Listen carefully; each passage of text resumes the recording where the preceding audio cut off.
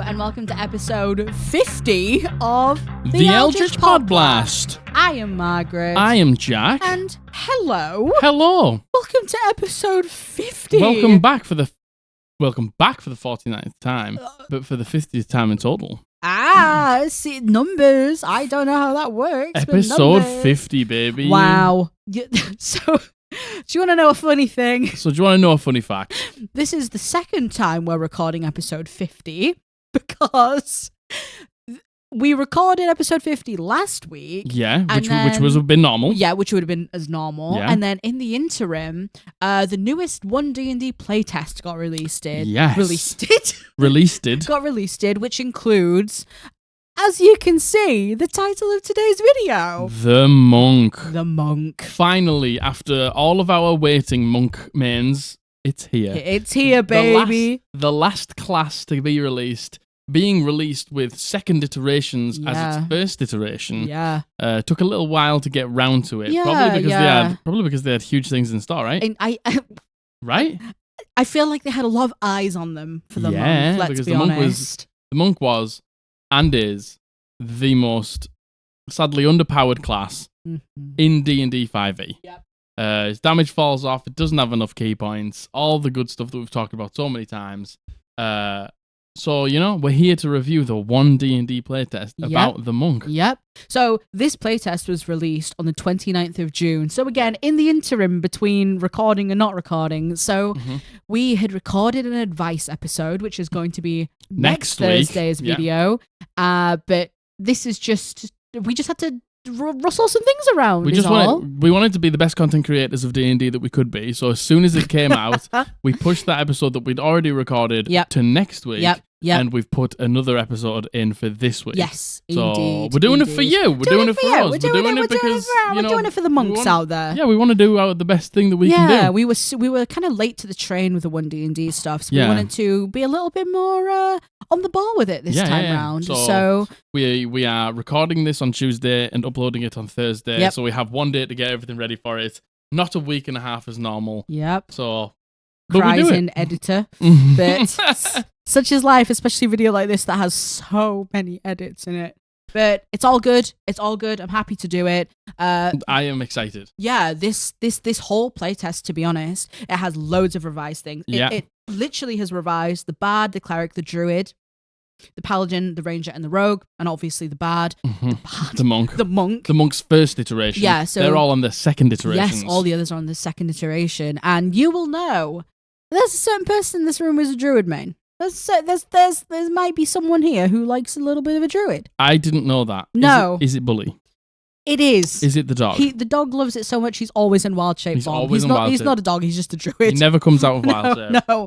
Always wild shaping. Yeah. If you caught our video on the OneD&D druid, not good. Really, really not good. Not good. Not great. But do you want to know what? I need to say, I know that people put a lot of time and effort into these things. Like the designers. Yep. And we're not being like, you fucking shit at your job, I hate you. No. You're like, this is where the criticism comes in. And it's not criticism, this is maybe not what we want. This isn't hitting the mark. Yeah, totally. And, druid felt like an oversight. Like, playtest, it's true. Like, everything else felt like it had its like, okay, they're going in this direction with this character. Yeah. Okay, this is going in this direction with this character, and I like it. And then it came to the druid, and it was like, I don't feel like they actually have a direction. Yeah. And to be fair, Jeremy Crawford did come out and say, like, this is our experimental phase. Yes. Like, which obviously. And, obviously. I think it's good to have that because there's some things that you will do that maybe people didn't expect. Totally. And they're like, okay, like, that's actually cool and different. So much cooler. Yeah. And there's obviously going to be things that miss the mark, which the druid did. Yeah. We will definitely talk about the revised druid at some point. Yes. Maybe not dedicate a whole episode to it, but we will definitely talk about it. Yeah. So if that's something you'd be interested in, please let us know. Yeah, the revision of the druid. Indeed. So all of that to say, this is the second time we're recording for the 50th episode. Yeah, so here's the spiel about the 50th episode. So, the 50th episode. So, you'll see us next week talk about the 50th episode for the first time. But we'll talk about it a little bit again now. Yeah. And when we're talking about it there, listen to us, but also it's not the 50th episode. Yeah, It's going to be the 50 52nd episode. 52nd Yeah, it's gonna be the episode. 52nd episode. So there might be, through movie magic, I might be able to edit out most of it, but who knows? So basically, 50 episodes. 50 episodes, We ha- baby. we- Swap. oh, no. 50th episode. We still haven't learned not to swear in the first 10 minutes. We just love to swear. We just love to swear. It's not a phase, all right, Mom? It's not a phase, Mom. So, yeah, 50th episodes. We were saying we can't believe that we have gone 50 episodes and not missed a single Not upload. missed a single one. Yeah, that's wild. That is wild. And considering we upload twice a week as well. Twice a week. Yeah. We're quite proud of ourselves, I think. Yeah, definitely. Like, This is the most consistent I've ever been with anything. This is quite an intense work schedule. It is. It really is. Like, yeah. to do 2 a week is quite a lot. It is. With, 5 TikToks a week or whatever it is that we do. Yeah. And also working our hellbound job as well. And then we're going to have to go back into YouTube Shorts shortly as well. Yeah. That everyone, I know sometimes seeing YouTube Shorts being uploaded isn't the most ideal thing you want to see from a content creator. But listen, we got to do it. You got to do it. We gotta do it. They've monetized shots now and everything. So we have to. it'll And be- there's a huge incentivization to do it. Yeah, they'll probably push the channel a lot more So if you do it. please bear with us while we upload some shorts. They're going to be funny. They're just going to be funny just little be shorts. little So shorts. we hope you enjoy them. And thank you in advance for being very understanding about Yes. it. We love you. We do very And we much. love you for being here. Yeah, 50 goddamn episodes. 50 episodes. 50. That's insane. 25 weeks. Yeah, 25 weeks. I don't know It's how gonna many be months it is. it's gonna be 6 months soon. It's literally going to be 6 months. Like what? Not next Monday, the Monday. 2 weeks time. It's going to be 6 months. My God, we've already said. Oh no, I'm working backwards in my mind. But we're all sorts We're of all sorts of discombobulated. Yeah, but It was weird. we're thinking. Well, we're going to say it again in the next episode that you watch.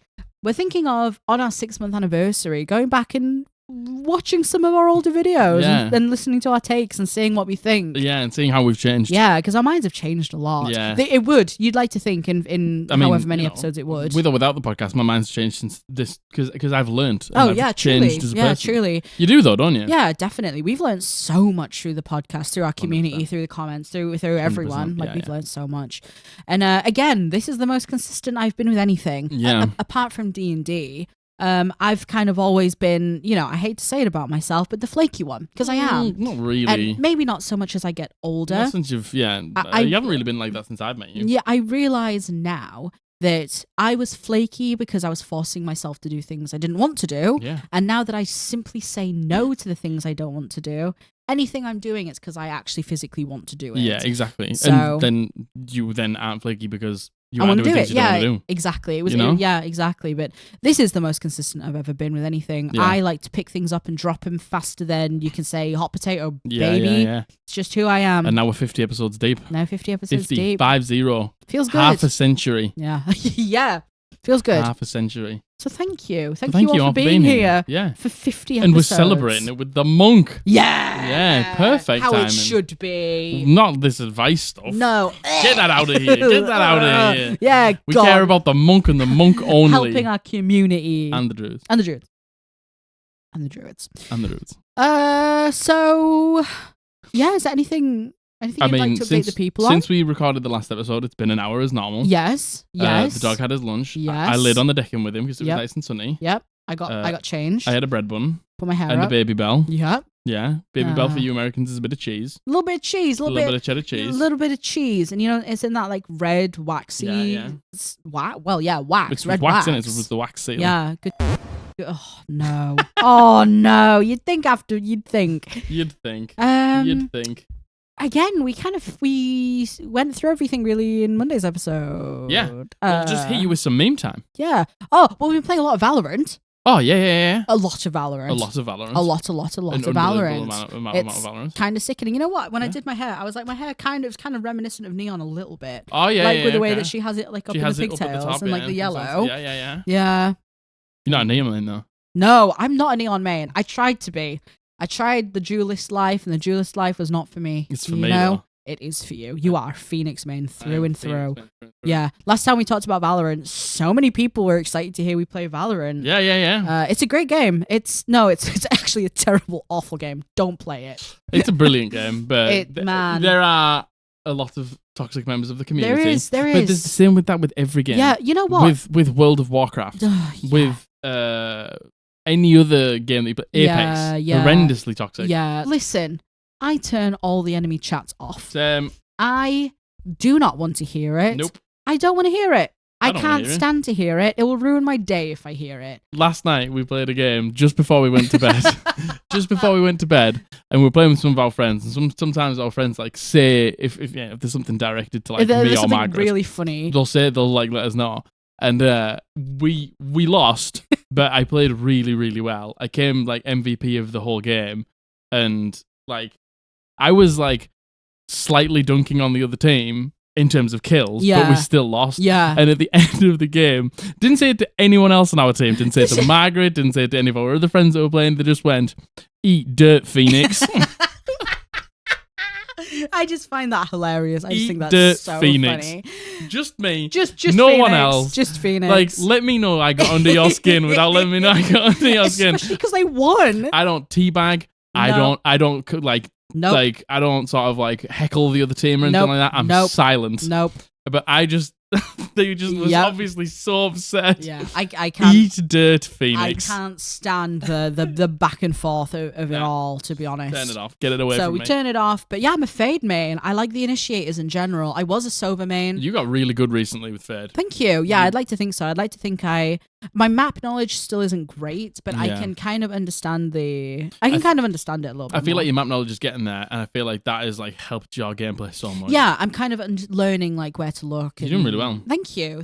I know. You know what? I was hesitant to talk about Valorant because I was like, how many people are going to give a fuck? Turns out loads of you do. Turns out loads of you do. Loads of people like Valorant. Someone was like, Valorant podcast? No. Someone was like, drop your riot tag. Never. No. You are never going to see it. You are never, ever going to see my riot tag dropped because I don't want to go through that. I don't want you to see how bad I play this game. And that's the only reason why you will never know if I'm a esports game player or if I am like bottom of the barrel coming last. Every game. You'll never know. You'll never know. She doesn't. But you'll never know. But I could, and you would know. And you would never know. So yeah, we've been smashing a lot of Valorant. Yeah. I'm going through a dilemma. Valorant is free to play. This is sponsored by Valorant. Thanks, Riot Games. It's free to play, but obviously, as with all the free to play games, there's loads of gun skins, there's loads of knife skins, there's loads of cool finisher skins. There's one range called the Gaia range. I'll put a picture in if I remember. Oh my god! I don't know. I watch everyone. How do you spell it? GAIA. Jed. And I've promised myself if it ever comes into the shop, I'm gonna buy it.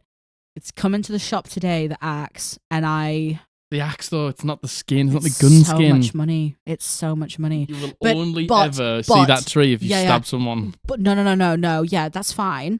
But the knife is a constant. You always have the knife. You know? Yeah. You always have the knife. You'll always see it, no matter what. If you want to buy it, you can buy it. I might buy it. It's so expensive. You don't want to know how expensive it is. It's like 35 quid. It's so much money. That's so much money. That's so much money. Anywho, watch me rock up next in week. The next episode, like with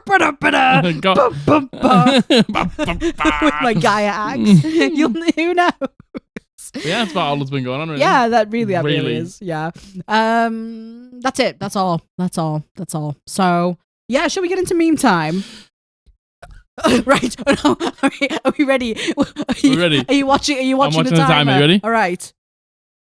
Fellow Squad Blasters. Do you like meme time? Meme time. Meme time? Hallelujah. Okay, good. Meme time! Meme time, baby! I like the panicked look in both of our faces there. I like how even when we're doing it, we're confused, panicked, looking each other, looking at the timer. Looking at the timer, see if it's been 10 seconds so I can stop dancing. Listen, I have to be honest. I'm not sure how much longer meme time is going to last. I've said it. I've said it. I don't care that you've broken your elbow. I don't know how much longer it's going to last. I love meme time. It's the best. It's a lot to edit. And I know it doesn't seem like it's a lot to edit, and if you edit out there, you're probably like, what the fuck is she talking about? For me, it's a lot to edit, and Margaret, you don't have to explain yourself to anyone. I know. Maybe one day Meme Time won't be here. Meme Time, yeah. Maybe when we get an editor, we could do Meme Time again. Yeah, who knows? You know, because we get paid so much money from the podcast and stuff. Oh, you have no idea. Ooh, the dollars be flowing. Yeah, we swimming. Yeah. So, Meme Time. So, the first one, very, very pertinent to this whole episode so far, is Jack trying not to swear in the first 10 minutes, and it's the dude just gripping and sweating it out. Me. Also you. Also me. I swear all the time. So do I. Love to Too swear. much. Love to swear. You can get fucked if you think I swear. Yeah, I don't care. Darren. Everyone's like swearing. I feel like it's so old fashioned. Like the whole swearing. Oh, like I thought you were saying swearing's old fashioned. No, like caring about swearing. Yeah, I agree. Like, that's for literal boomers. Yeah, boomers and older. Yeah, who like care. it's a way of expression. It is a way. And I think when you take something away, like you don't want your kids to swear, so you take it away, so they want to do it more. All that fucking shit and stuff like that. Like, fuck off. Shut up. I'll swear if I want, and I'll swear loads. Jack, no, write that down. Write that down. Why?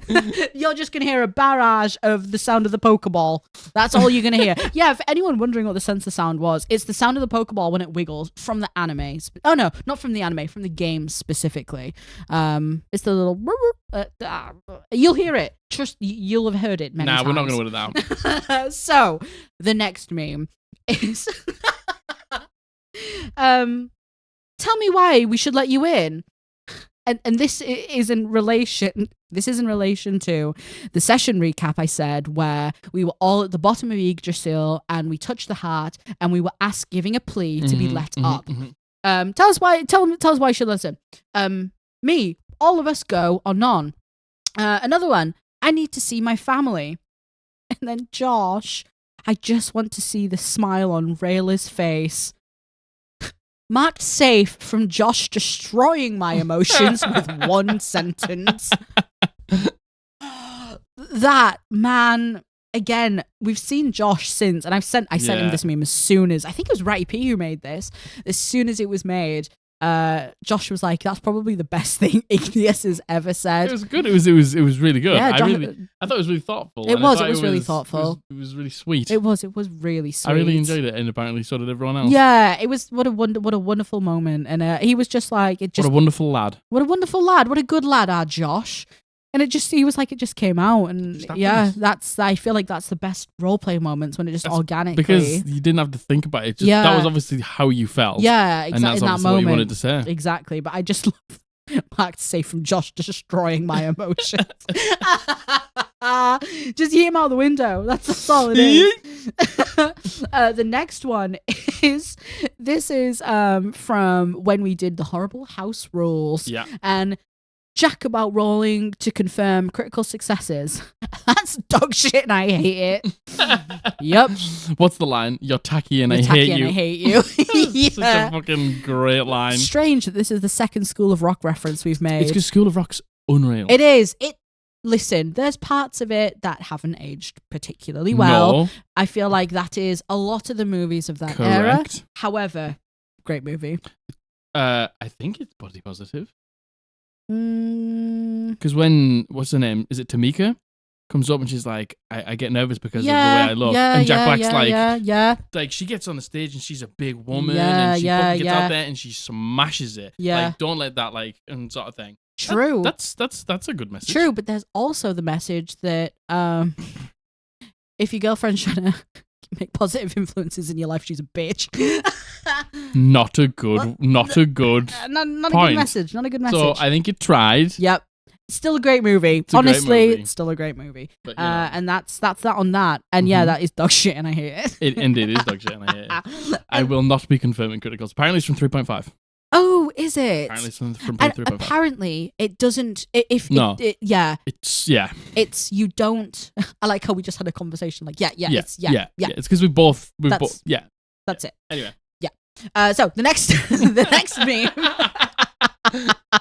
No, it is. You still hit. You just have to confirm if you do something else. Yes. Okay. Next meme. Don't make me tap the side. I play a moon druid. I play a moon tappy, druid. Tappy. I'm tapping the sign and playing moon druid. I play a moon druid because you know I do. Good old Simpsons meme. Oh, indeed. Again, there's a lot of Simpsons memes. Simpsons is great outside. Yeah, because Simpsons slaps, right? That's it. That's your fill. That's meme time. Get out of here. That's meme time. Get out of here. Go. Go on. Get. Meme lovers. Yeah, you meme lords. Your time's done. You've got there's no place in these hallowed halls for you. For thou. For thou. Hit him with a thou. Hit him with a thou. Hit him with a thou. Hit thou with the thou. Hit thou with the thou. Hit thou with the thou, Hit baby. thou'st with the thou. I've cut my finger somehow, and I don't know how I've done it. You okay? I've upset the dog. Oh no, the worst nightmare. Do you want me to take a look at it? Yeah, look at it. What happened? No. Ow. Anyway, will you survive? I don't know. Oh, I don't everybody know. say your goodbyes to Margaret. You know that sick Victorian child meme? It's like, Mother, will I ever see the gardens again? Me, right now. Because I've got a tiny cut on my finger. Yeah. That's meme time. That's your I remember fill. one time I came back from walking the dog. Oh my God. And Margaret was trying to hoover while I was out. And there was like stuff, you know, like your hoover gets a little bit clogged up sometimes. Margaret took an X-Acto knife and tried to slice away the stuff that was after her, which I don't think is a bad idea. But somehow I sliced her finger. No, I didn't slice my finger. Trigger warning, this is disgusting. I was slicing it like across like the bottom of the hoover because it was like loads of my hair that I couldn't get off. And I slipped and it went straight in. It literally like pierced through and came straight back out. And there was a moment where I was like, it's fine. And then the blood just came and I was like, it's not fine. Yeah. So she cut her finger. Yep. And I came back from like, look, Margaret is in not a sexist way. Margaret is dramatic. I love the Margaret drama. loves the drama. I love the drama. She lives for the drama. Yeah. I came back and she had a finger under the tap and she turned around to me and she was like, everything went white. Everything went white. She was like, I nearly lost it. I was like, I nearly passed out. I was like, I nearly passed out. And I understand that it was just the fact you went, it all went white. I love the drama of it all. What can I say? It was funny. So I love D&D. She's okay. She survived. I lived. She lived. Who knows if I'm gonna make it through? I don't know if this is the second time. I know. I think it might be too much. It might be the end. I think your body isn't going to handle this one. I'll never see. Well, let's try and do the monk changes before you give up. I'll never catch that sea breeze ever again. You know, the sweet, the salty air of the sea. Yeah. Yep. Well, shall we just get into it then? So, yes, this is the OneD&D monk. This is the first revision. Let's do it to them. So they actually released 3 subclasses with the monk. They released the Way of the Four Elements, the Shadow Monk, and the Open Hand. The Open Hand. They're monk. not called those anymore. They're called something else. It's like Warrior of the Elements, Warrior of the Shadow, Warrior of the Hand, or something like that. Yeah. So, but we don't have enough time. Because, listen, it's 23 minutes in and we've talked about Valorant and me stabbing myself. So, you know. So, the thing is, let's just talk a little bit about... It's strange that everything got its own iteration. Yeah. And then the monk came out with all of the second iterations. Agreed. Yeah, agreed. Is it... Go on. I don't know why it is. I think I know why it is, but I'll reserve that for later. Okay. And I'll tell you why later, after we've gone through it all. Yeah, sure. I mean, I have no idea. Like, again... So, as normal, I've gone through it all. I've looked at it all. I've compared it to the 5e. Yep. I've made my notes. I've made my comments and stuff like that. And Margaret hasn't seen any of it. Yeah. So, if I mess anything up, don't tag just me and say you made this mistake. It's both of us. Yeah. It wasn't one of the OneD&D things, though. That was just like a... rule of the game that you It was something about the Stars Druid. Yeah. Oh, was it? Yeah. But again, I can't stress enough, it's two of us on this podcast. Yeah. I know that I do the reading out, but it's both of us. And if it's a mistake made, it's both of us, not just me. Well, if it's a mistake made, it's me because I'm the one that made the notes. So shut your fucking mouth. I don't want to hear it. No, it's not that. I'm right and there's no wrong. No, it's not that at all. But this harks back to we spoke about it on some other episode. Like, there's two of us here, and I know it's easy to go for just me because she's female. Yeah, and because again I do a lot of the reading out, etc. Not just me here. It's two of us. So I mean, I'm part of this podcast too. Consider that. But so I know I'm the least good looking of the two. No, he's so. Oh, in my opinion, Hercules. He's so. Oh, show him. Oh, he's so handsome. Wow. Oh. Okay. I was gonna turn my top off. Eldritch Podblast OnlyFans when? So, yes, we are just going over the monk, and we are going over one of the subclasses, which is the revised Way of the Elements monk. Because it was the lowest rated in the entirety of 5e. Yeah. It was terrible. Yeah, it sucked. And I know people are going to be like, it's so weird. Like when we release things and we say like, I released something the other day being like, the Twilight Cleric's like the best healer in the game. Yeah. And like, it's probably what healing should be. And somebody commented back to me saying that thing. He thinks that the Twilight's the best. Me over here with my Shepherd Druid doing this much healing and keeping my party alive single-handedly. Like, all right. And I'm like, all right. You're the main character. We get it. And I'm like, the Shepherd Druid's healing's great too. Oh, Shepherd Druid healing's But busted. you don't, every single time I mention something's good, I don't go, so this is my first pick. This is my second pick. This is my third. Because this is a podcast with format, baby. Yeah. So I can't mention every single thing I think is good every single time I mention something's good. So shut your mouth. Yeah, but at the same time, we are a public podcast where people are going to say things. So, I mean, yeah, but just because I say one thing's good doesn't mean I don't think anything else is good. No, of course not. That is just critical thinking, which obviously some people do not have. Obviously lack. Yeah, indeed. But yeah, like, again, you can completely disagree with the fact that you think, like, what you think, first of all, what you think of the monk and what you think of the Way of the Four Elements monk, what you think about all of this is completely subjective. It's completely your prerogative. You can think whatever you want. Yeah. This is basically just us reading through it and giving our opinions. So if you disagree with anything we say, that's first of all completely normal and completely fine. And you're allowed to think whatever you want to think about them. Yeah, absolutely. So should we get into it? Yes. So just to reiterate, this is the Player's Handbook Playtest number 6. This was released on June the 29th, 2023. The feedback survey isn't live yet. No, it's not live.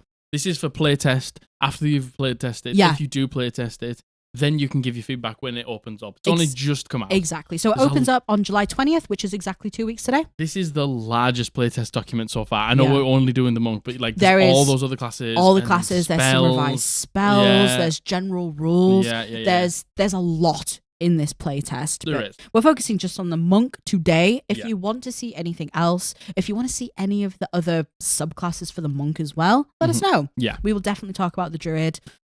Let us know if you want to see anything else. So this is the first major change. We're only going to go over the major changes. We're not just going to read everything, okay? So, for the monk at first level, you get something called martial arts. Yes. So your practice of martial arts gives you mastery of combat styles that use your unarmed strike and simple weapons.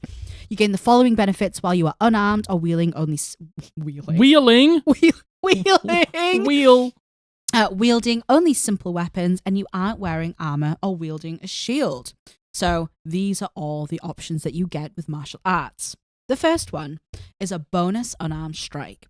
When you use the attack action with an unarmed strike or a simple weapon on your turn, you can make a one unarmed strike as a bonus action on the same turn. Standard. I was going to say that's how it was. Standard stuff. Yeah. The only thing here is, obviously, in OneD&D, an unarmed strike can now be used to knock prone and grapple, right. I think. Yes, so, it can, yeah. Like, the value of the monk straight away is a little bit better. Because you can do it as the bonus action. Because you can do that as a bonus action, which is dope. Yeah. Agreed. Awesome. Agreed. The next option is called dexterous attacks.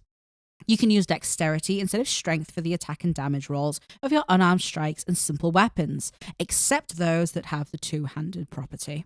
Standard stuff again. Yep. Nothing's changed with that. It's the next part of the martial arts that's changed. So it's the martial arts die. Yeah, martial arts die. You can roll a d6 in place of the normal damage of your unarmed strike. This die changes as you gain monk levels, as shown in the martial arts column of the monk table. So am I right in thinking, I don't really know much about the standard monk. I've never played a monk before. Yeah. It was just a flat D4, right? It was D4 plus your dexterity modifier. Yeah. So you'd make your weapon attack as your action. Yep. So like if it was a quarterstaff, you could do like a D8 worth of damage. Yeah. And then you could use your bonus action to do a unarmed strike, which was a D4 plus dex. Yes. Now it's a D6 plus dex. Well- Which is a flat buff. Well, and taking a look at the table here, if I remember to put it in, so you can see at level 5 it goes up to 1d8, at level 11 it goes up to 1d10, and then finally at 17th level it goes up to 1d12. So it does scale, and I think that was one of the complaints, right? It's scaled, so in every increment it goes up now from a D6 to a D8, D8 to a D10, D10 to a D12. It was the same but lower, so it was D4, D6, D6, D8, D8, D10. So the highest you ever got was a D10. So it is a flat damage buff, which is good, and it definitely needs. And even if you're playing with monks right now in 5e, I would implement this. Like, genuinely, even just going from the D4 to the D6, that's a huge improvement. That is a big improvement. It is. It really is. That's just a flat damage. I think there was arguments made that it always should have started at a D6, which I completely agree. 100%. D4 is agree. nothing. No, it feels real bad rolling D4s yeah, as well. I fucking hate rolling D4s. Yeah, feels real bad. Hate rolling D4s. So that's good. That's just an overall buff. Yeah, that's good. So another thing you get at first level is you get something called unarmored defense. Yeah. So, while you aren't wearing any armor or wielding a shield, your base armor class equals 10 plus your dexterity and wisdom modifiers. I've highlighted this because it hasn't changed. Oh, right. See, again, So. Yep.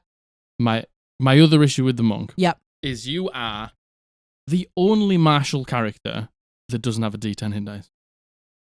Okay. What do you have, a D8? You have a D8. Yeah.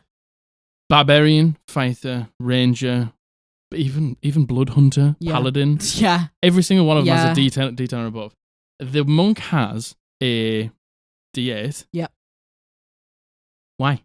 Yeah. Again, Why? this feeds into the whole like monks being the worst. Yeah. Like it's like even the only one that can play ranged. Really, I know you can fucking cheese around it. Yeah. Your blood hunters can, totally fine. Rangers can play ranged. Yeah. And they still have a D10 hit dice. Yeah. You're running up and punching shit and you're in melee. You still have a D8 hit dice. Why do they have a D8 hit dice? This feels like the D8 hit dice thing feels so old. It feels like, back when monks first came out, they were like, well, they can do the extra attack and the extra stuff, so maybe we need to pull them down from the hit dice. Silly. The thing is, it's like this seems completely irrelevant, but it's like it's your dexterity modifier plus your wisdom modifier, so you're going to want to buff those two. Yeah. So you're not going to have a good constitution. Yeah. But you've got a only D8 have hit a dice. D8 hit dice. So it's like what they need to do, I think, is either they give it a D10 hit dice, so you don't have to care about constitution as much, so you can buff dexterity and wisdom to get the better AC. Yeah. Or they make it 2 times your dexterity modifier. Yeah. And leave the wisdom out. So then but the thing is, all of the subclasses are tied to wisdom. So the only way you buff this, the only way you make this feel not shit is giving them a D10 hit dice. Yeah. Agreed. No, I'm with you. I agree. Because then even if you just get a +1 or a +2 in your hit in constitution, because it's still possible to get a decent modifier in dexterity and wisdom and then have like a 1 or a 2 in constitution. Yeah. Then with the D10, it doesn't feel as bad. Feel terrible. It Yeah. doesn't feel so bad. I wonder why they didn't change that. I wonder why they left that the same. I don't understand why. Well, I understand why they left that the same, but if you're going to leave that the same, you need to change the hit dice. If you're not changing the hit dice, then you need to do something with this. Yeah, it's one or the other, right? You need to change it. You need to change it. Yeah. Okay, so at first level, you also get weapon mastery. We've talked about weapon mastery a couple of times in the past. Just in case you don't know what it is, your training with weapons allows you to use the mastery property on 2 kinds of simple weapons of your choice, such as daggers or spears. And whenever you finish a long rest, you can change the kind of simple weapons you choose. Weshpen. So basically, it means you get an extra property to your And we weapon. thought when it came out, because obviously like Ranger came out and Paladin came out, and then they released Fighter and Barbarian. We thought it was only Fighter and with Barbarian. weapon mastery, so we were like, maybe it's just the warrior classes. Yeah. Monk, Ranger, Paladin, Rogue, everyone's getting a weapon mastery. Is the Rogue getting it as well?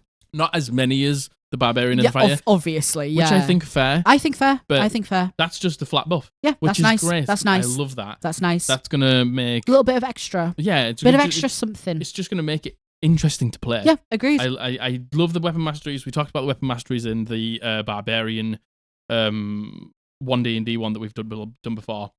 Weapon masteries are great. And yeah, I agree. Such a buff. I think weapon mastery is such a good way just to add variety, just to spice it up a little bit. Yeah. So you don't feel like you're doing the same thing over and over and over again. Yeah.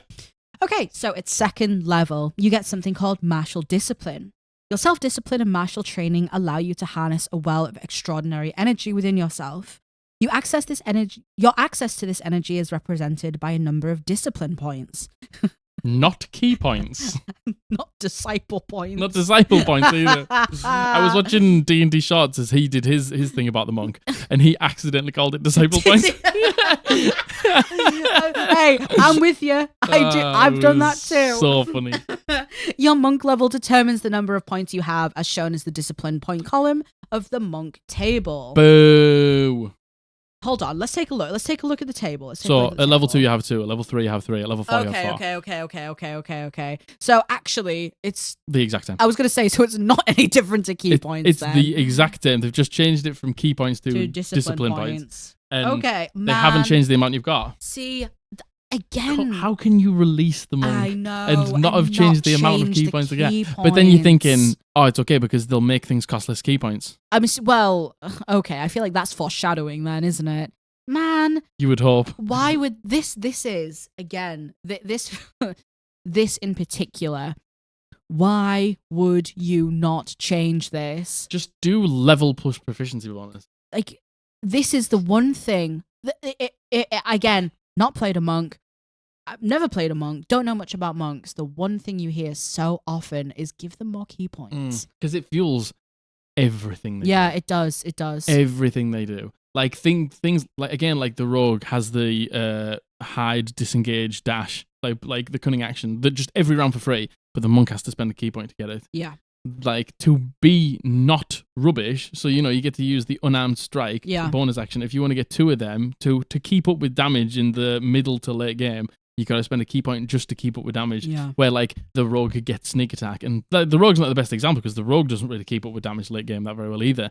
But like, the paladin, like, everyone seems to just be able to do what they're supposed to do easily. Yeah. Whereas the monk sort of has to fight to keep up, in my opinion. Yeah. So I'm disappointed. To be honest. that is disappointing. That is definitely. I am certain what most people going into the OneD&D monk was expecting to see a change of. However, again, I will say that you can submit all your feedback on this, and based on what we've seen, purely that I've only really looked at the druid. Based on that, they've listened to all the criticisms. Oh yeah, they 100% listened. And the druid has come back fucking so much better. Yeah, the druid. And so is the moon druid. Yeah. So I think this is something that's very important to give feedback on. I'm surprised they didn't change it. What I'm thinking is because they've buffed the martial arts dice, they're thinking, well, you don't need as many key points because your damage is going to be flat buffed, which might come through in playtesting. I don't believe that. But I think that's what they were trying to do. Would people have been more happy with keeping the martial art dice normal and then upping the amount of key points? I'm certain. So it's like, can we have both? What? Why? Why not both? Why not both? Why not so, both? I think... Would you think both would be too much? No. Me neither. I don't. Do you know what I mean? Like, at level 2, you can go into a fight and do flurry of blows twice. Yeah. But that's it. Like, you can do flurry of blows twice. Never mind all the other things you want to do with your key points, like patient defense, like step of the wind. Like if you do flurry of blows twice in the combat at level 2, that's it. You're done. Yeah. You're out. You finished. You're tapped. And you can't be a monk in any other way. Yeah. That feels really bad. Yeah. That feels really bad. I don't think do I really need to go through the rest of martial, no, you don't. Martial discipline? So flurry of blows stays the same. If you want to spend a key point as a bonus action instead of doing one Unarmed strike, you get to do 2. Yep. Patient defense is the exact same. You spend 1 discipline point and you take the dodge action as a bonus action. Yep. That's the exact same. The only thing that changes is Step of the Wind. Yeah, okay. So you can spend 1 discipline point to take both the disengage and dash action as a bonus action, and your jump distance is doubled for the turn. So am I right in thinking before it was just the dash? So no, it was dash or disengage. Yeah, so now it's both. So now it's dash and disengage. That's better. So you can spend 1 key point, disengage, and then be able to dash. Then move your movement and then move it again, so you don't have to spend like 2 key points in like 2 rounds. Yeah. Before it was I disengaged, now I've just got movement. Yeah. Now it's I've disengaged and I've got double movement. That's good. Which is good. I like that. So I like that. That's good. You're getting more for one thing. For one thing. Which is good. Still doesn't balance out the No, key because point the thing but- is, when you've spent both of your key points on flurry blows, you can't do this. Yeah. Yeah. Which, That's the issue. yeah, I completely That's agree. the issue. I completely agree.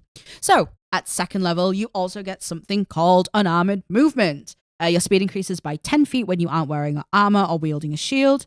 This bonus increases when you reach certain monk levels, as shown in the monk table. Okay, so this hasn't changed at all. This is absolutely fine. This is exactly the same. Yep. Your movement obviously just increases when you're not doing the thing. Yeah. The thing that isn't there is no dedicated weapon at 2nd level anymore. So at 2nd level, they brought something in like Tashes or something like that, where you could like spend some time with a weapon or whatever, and it could become like a monk weapon. Yeah. They're just getting rid of that.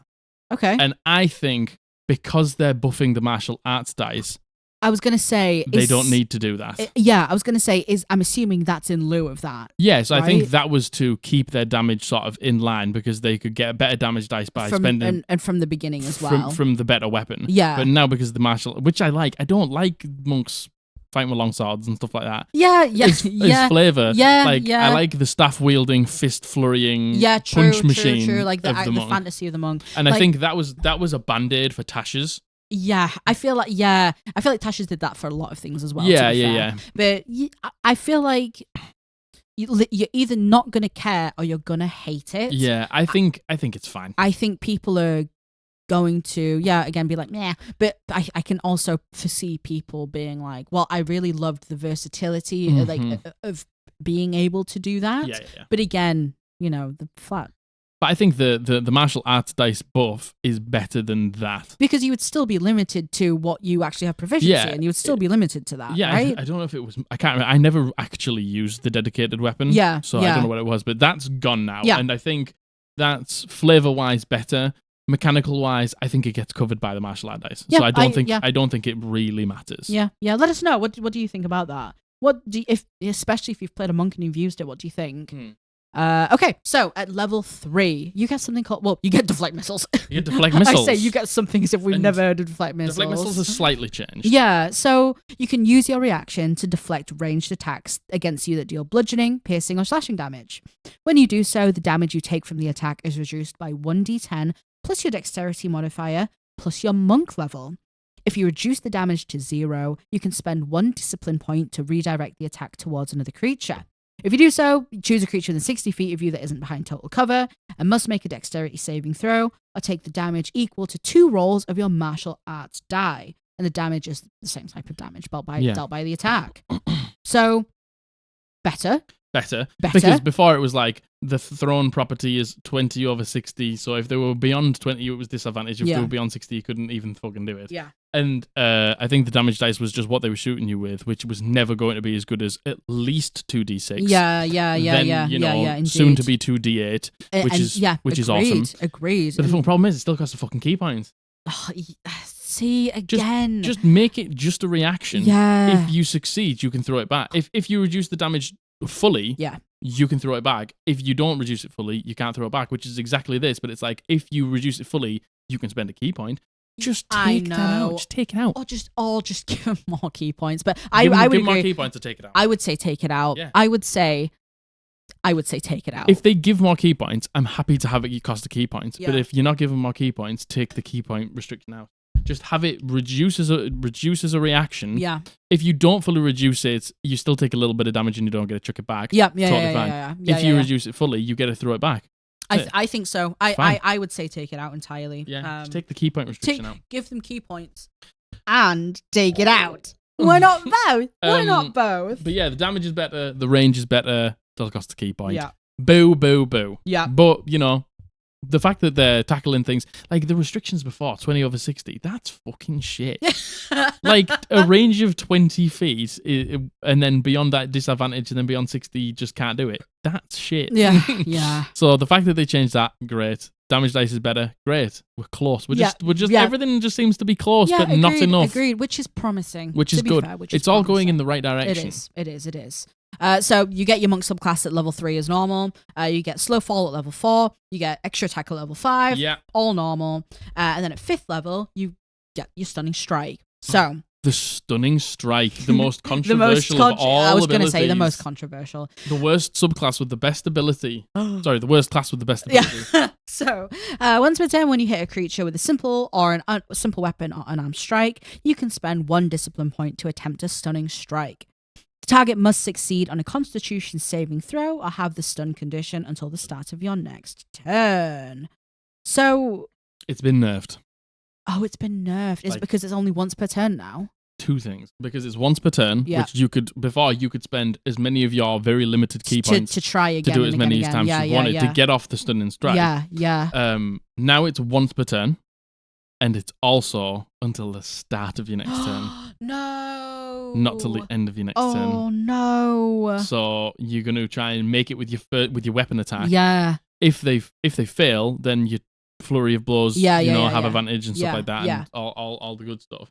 But man, I do genuinely believe that this is probably a good thing for stunning strike. People will hate it less, but it's still a Constitution saving throw, which is the most regularly made throw. Yeah, by all monsters in D&D. Yeah, all monsters have great Constitution. And man, I genuinely think to the start of your next turn from the end, that's huge. Massive, innit? That's I think really huge. I think the once per turn thing's also pretty.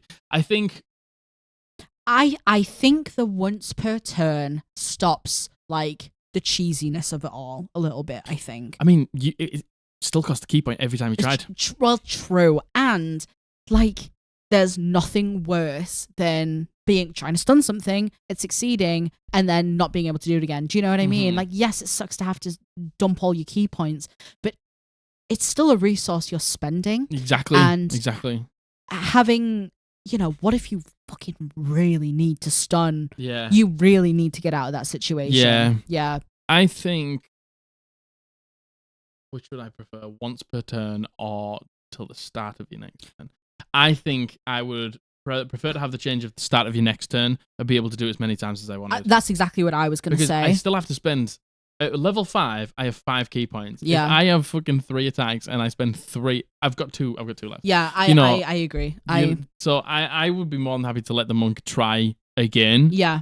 But it'd be the start of the next turn, not the end of the next turn. Yeah, agreed. Not both. Not both. And it'd be a Constitution saving throw. Yeah.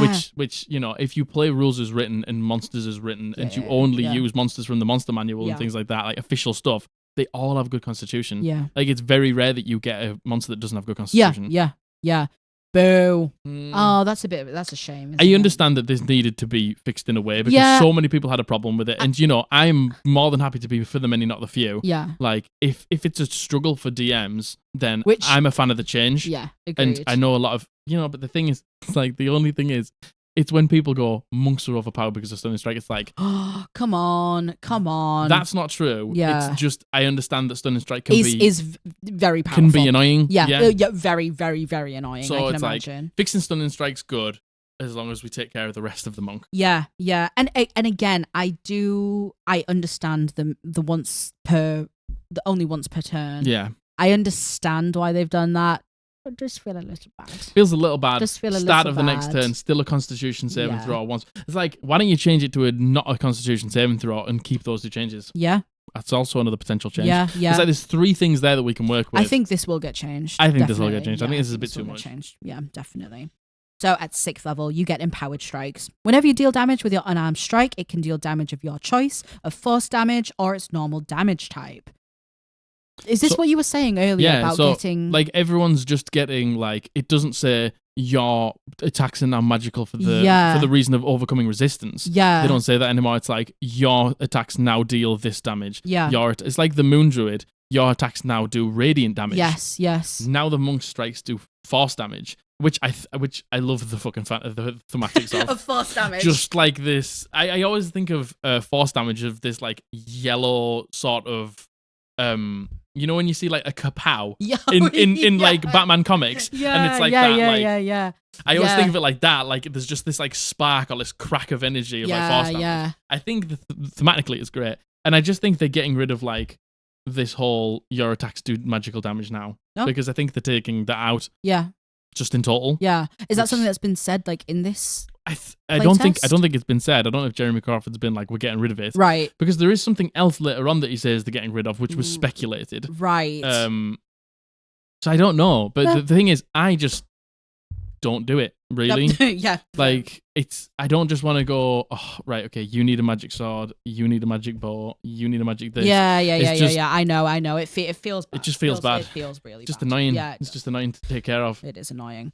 Okay, at 7th level, you get evasion as normal. Yeah. And then at 7th level, you also get heightened metabolism. Okay. I've heard about this. So, here's my controversial hot take. Go on. Do you want me to say what it is first? Go. But before we get the hot take, heightened metabolism. If you spend at least 1 minute resting, you can give yourself all the benefits of a short rest. Once you use this feature, you can't use it again until a long rest. Pretty good. That's really good. That's pretty juiced. That's really good. That's 1 minute. That also almost fixes the key point problem. You know what? I was just about to say that makes the key point problem so much better. However, it is only once per long rest. Yeah. But then you could also take a short rest in the middle somewhere. The thing is, like, OneD&D, like, warlocks don't need short rest anymore. No. Like, things are getting taken away from short rest. Yeah. Like, short rests aren't as important anymore. Yeah. Like, through all of the playtests, that's become very, very, very apparent. Yeah, agreed. So, like, what if Yep. you got this with your discipline? What, 3rd level? What, 2nd level? At 2nd level. What if you got this at 2nd level? Yeah, alongside with it. When you get key points, once per long rest, you can take 1 minute and have a short rest. Because you're short resting to get your key points back. You're doing that or to roll hit dice. Yeah, of course. Yeah, I think that would be a fix to the key point thing. Then the key point fix is done. I think that would be a fix to the key point thing, and I feel like that gives players the option. Do you know what I mean? That gives players the versatility, and every moment, every combat, every session is going to be different to one another, right? It gives you the versatility to be able to, in that moment, be like, okay, I am going to use this. Yeah. I still think it's not abusable because it's once per long rest. Because it's once per long rest. Again, it would have to be play tested. All the options to fix the key points would have to be play tested. But yeah, I think putting this at 2nd level when you get your mental disciple. Because the thing is, right, it feels bad. Right now in World of Warcraft. World of Warcraft podcast. Right now in D&D, it feels bad being the warlock and being the only one that needs a short rest. Short rest. You being the only reason we take a short rest feels bad. If nobody else needs to spend hit dice and doesn't really get anything back in a short rest, feels bad. It does. If you could just say, does anybody want to take a short rest? And everyone goes no. You just turn to the DM and go, right, I use my heightened metabolism to get my key points back. Like, that feels good. Yeah. That feels like we don't need to... Because then, at the end of the day, if you have 3 combats in a day and you need to short rest, you do one, blow all your key points, use your heightened metabolism. Yep. You have your second combat. By that point, your party might actually need to short rest because they might need some hit dice. Agreed, yeah, Then you can get your hit points back. back. Get it back. So, like, especially considering you're probably going to have no HP because you still got a D8 hit dice, that's the fix. Yeah, I agree. I feel like that is a very fluid, versatile way to fix that issue. I use my once a day thing to get my key points back, so I don't have to hold up the fucking group. I go to the cleric and I just ask for a little bit of healing. My health's sorted out. Yeah. I use my heightened metabolism. We keep going. Like, that is so much better. What do you think about it being a 7th level, though? It's too late. I agree. I agree. You know what? I saw that and I was like, that's absolutely juiced. That's amazing. That's great. That feature. Whoever was the designer that came up with that feature. Mwah. You are a genius. That's great. That's great. Just put it at 2nd level when they get the discipline I very much agree. I think that's a really creative way actually to deal with that. It's great. Yeah, I love that. Because the thing is, nobody's going to be like, you don't have a minute. It's like, the combat's just finished. Yeah, come on. I immediately go into. Everyone has a minute. I Come immediately on. go into heightened metabolism and get my agreed. key points back. Love that. Love the Love flavor that. of that. That's Great. awesome. That's So great. good. That's So great. good. So at 8th level, Oh. you get ability score improvement as normal or a feat. And then at 9th level, you get acrobatic movement. While you aren't wearing armor or wielding a shield, you gain the ability to move along vertical surfaces and across liquids on your turn without falling during the movement. That's awesome. That is That's cool. so cool. I like that a lot. That's so cool. To be able to run over water, to run up vertical surfaces. Like the thing is, it's like unless you use your because it says surfaces across liquid on your turn without falling during the movement. Yeah. If you have nothing else to do but get to the top of the tower, you can just run up the tower. Yep. There you go. You're going to be the only one there. True. Because nobody else can do that. True. Unless the wizard casts flying everyone. Yep. But that's just, it's first of all, it's thematic. I second was of all, going to say. I actually think it's really fucking useful. Yeah. Oh my God. So useful. Again, ninth level. Do I think that that's a little bit late? Should I think that should be moved to the 7th level? Potentially, if heightened metabolism gets moved back, then that Yeah, could be yeah. cool. Does that go to the 7th? But then again, you do make a good point. What if you need to go up a tower? Mhm. Why did I say it like that? A tower? Tower? A tower? Like, you got to think about at 9th level, what you're getting as a spellcaster. I sounded like. Do you watch the Basement Yard podcast where he said a buenda? A buenda? I sounded a tower. My God, yeah. A A buenda? buenda? So funny. Yeah. What you got to think about is what do the spellcasters get at that level? That's 5th level spells. Isn't Yeah. it? You're getting Dimension Door, 500 feet. You know what I mean? you're probably I think it's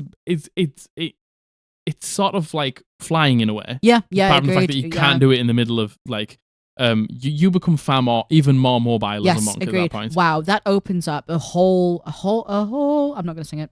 A whole new world of no of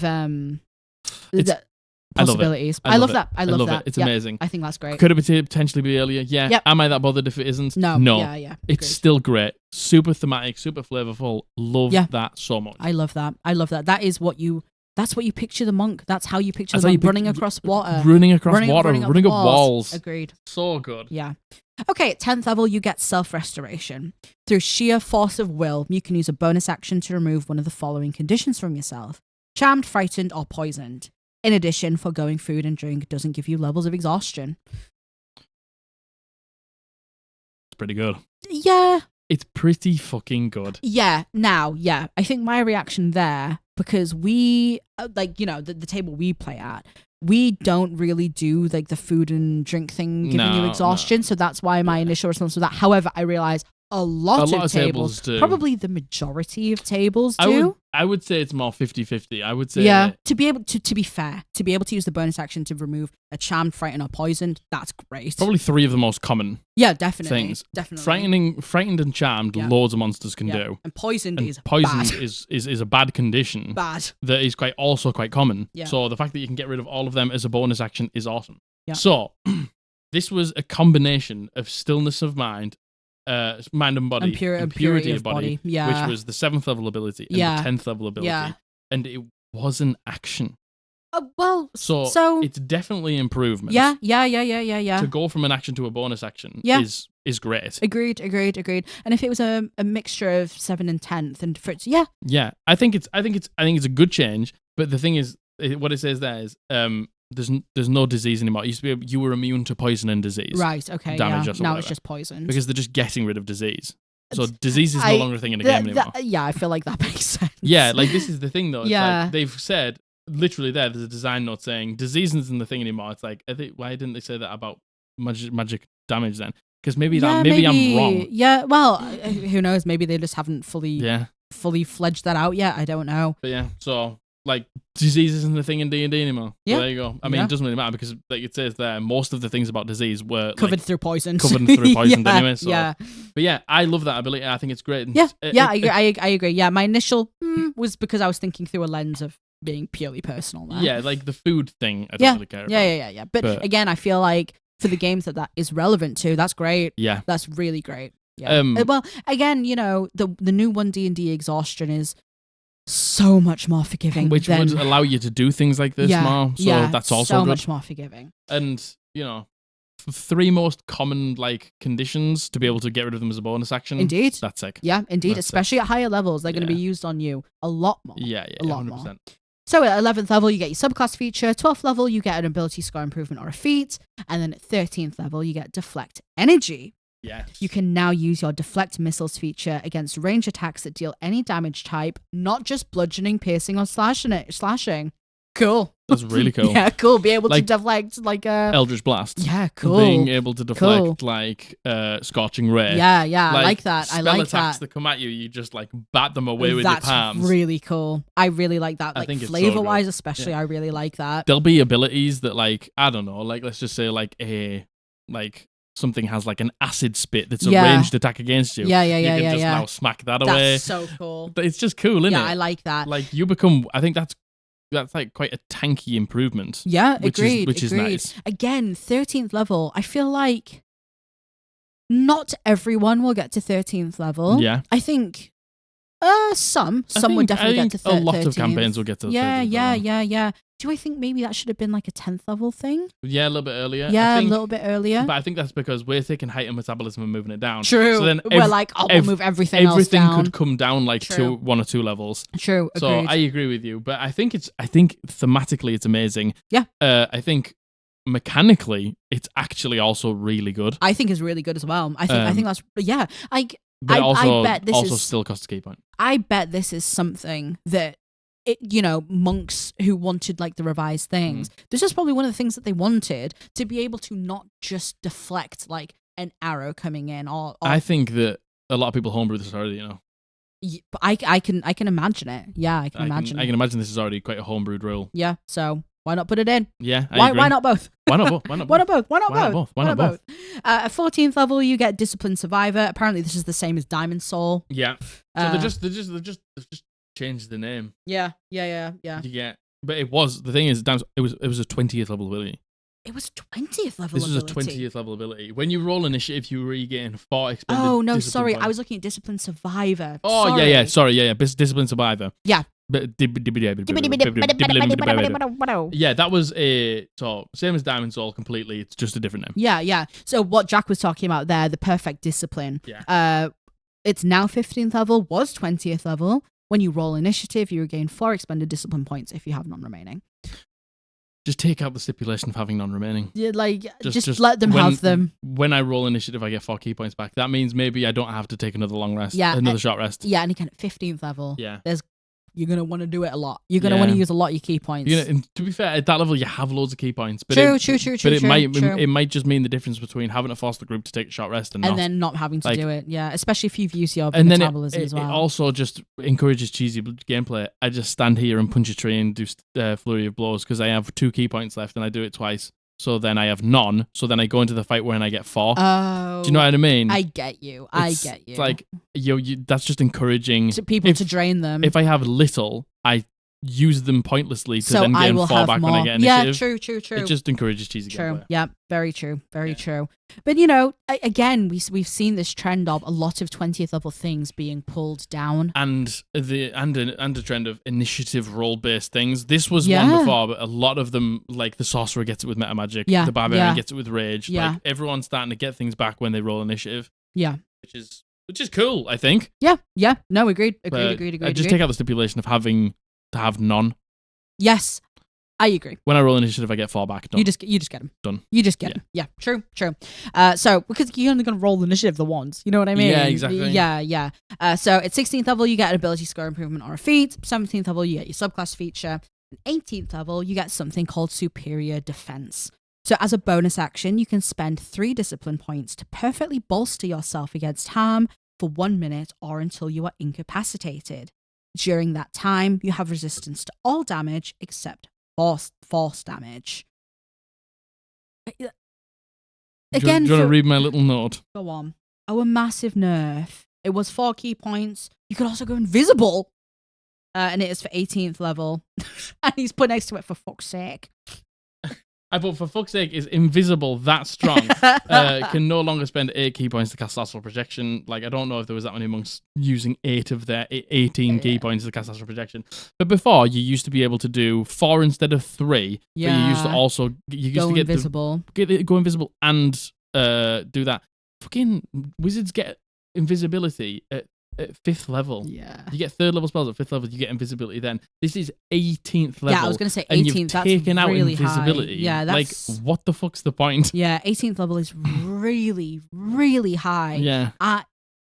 Listen, not a lot of people are going to see 18th level. Not a lot of people are going to see 18th level. And you only go on... It doesn't say, like, you have superior invisibility. You just get what like the that. Barbarian gets when they rage. Like, they go invisible? Oh, no. You just have resistance. Oh, right. Yeah. Now. Yeah. Now, yeah. But I was so fucking confused there when you said that. Yeah, I know you were. I know. Is this a new subclass feature? I've never played a Barbarian in my life.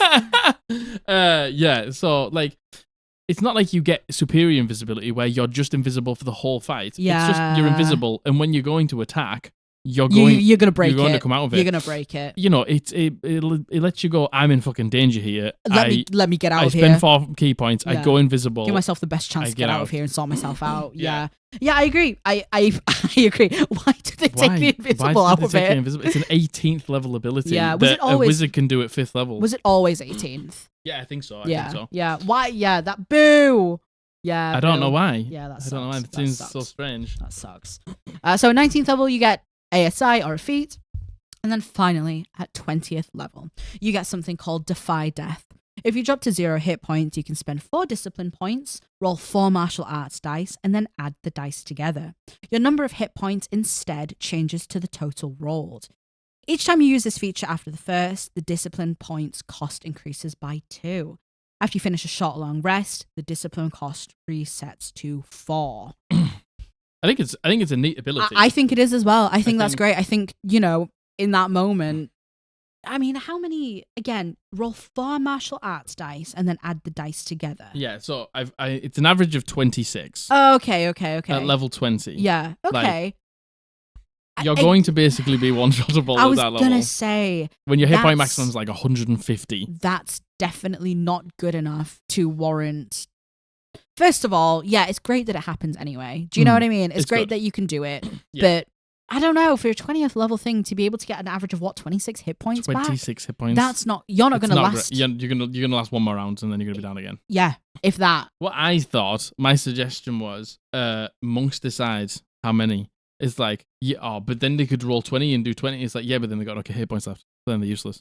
Yeah, say that again, sorry. So what I was saying is they get to decide how many key points they spend to get to decide how many martial arts dice they roll. I thought you were saying they get to decide how many hit points they get back. If you want to cap it at like a max, let's say it was 10, it's like, I don't think many monks are going to spend 10 of their key points, half of their key point pool, to get themselves back up to probably still only like half health. Yeah. Well, yeah, but then again, it's in their hands to be able to decide. I need to just be hit point spongy. I'm just going to roll all of them and try and stay up.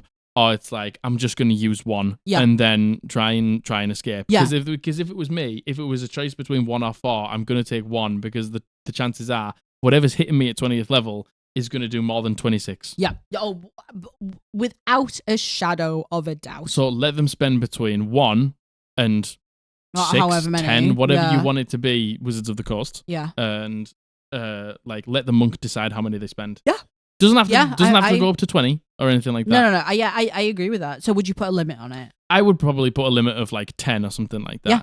But the thing, like I said there, if you're spending 4, let them spend 1. Yeah, like agreed. You can spend 4. It doesn't spend up to 4. Yeah. If it were me, I would do 1 and a try and escape. It's up to you at that point to decide whether it's going to be worth it. Yeah, exactly. And then you can do the risk assessment or whatever and decide. Yeah, I agree. Mm-hmm. I think that's a really good fix for it. Mm-hmm. Being able to just to choose up to a certain amount. Yeah, agreed.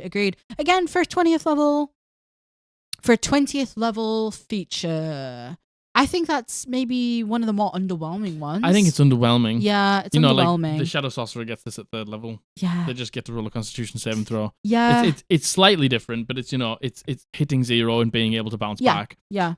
I don't think it's a 20th level feature. No, especially as it is now. Yeah. That's not worth it. I think it's No. I think it'll be cool if you could choose. True. I agree. If you could choose, I think it'd be way more important, way more impactful. If you could choose. I agree. And even then, I think it would only really be cool. Do you know what I mean? Yeah. Like, it would be clutch if you can get more than an average of 26 hit points. Yeah, and then get out of there. And then get out of there. Like, if you can spend 10, then get like 50 something hit points. Yeah, then that's worth it. Stay alive until your turn. Totally. And then escape. That's worth it. Then it's worth it. Yeah. But it's a current iteration. I just don't think it's enough. Agreed. I agree. Personally. I completely agree with you. So that's the monk. That's the monk. That's the changes to the monk. So,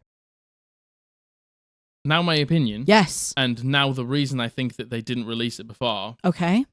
Everything else, there was some stuff that they put in their experimental phase. That was obviously experimental. Quite experimental. Yes. There was like, okay, this is changing. This is quite a big change. Yeah. Like, ooh, and then like this, I don't think it's changed at all, really. No, I was gonna say, this is me coming from who not played a monk, don't really know much about monks. Even just from the notes you've made on here, they are considerably less than all the other ones we've gone over. Mm-hmm. And, you know, the fact that the key points hasn't changed, was it the unarmored defense hasn't changed, like some of the really main features haven't changed. It's basically the exact same, but it has heightened metabolism. Yeah. Really? Yeah. It's like I especially empowered strikes is the same. Stunning strikes is the same. Self-restoration is the 7th and 10th level ability together. Step of the Wind is different. Step of the Wind is basically the same though. Yeah, like, you get the deflect. Unarmored defense is the same. The deflect missiles thing. Like the only things that are additions are weapon mastery and which is a huge one. And heightened metabolism. The reason I think they put this in this is because everything is more refined now, and this is basically just a refined 5th edition monk. Okay, and what? And you think this is more in line now with the revised versions of everything they've done? This is 5e monk that is slightly better. Barely. I would argue barely. I think it is better, but I think it's only slightly better. And if this came out with all of the other, let's say this got put out with the druid. Yep. The druid was wildly different. Oh my god. Yeah. And this is the same. Yeah. They would have looked weird side by side.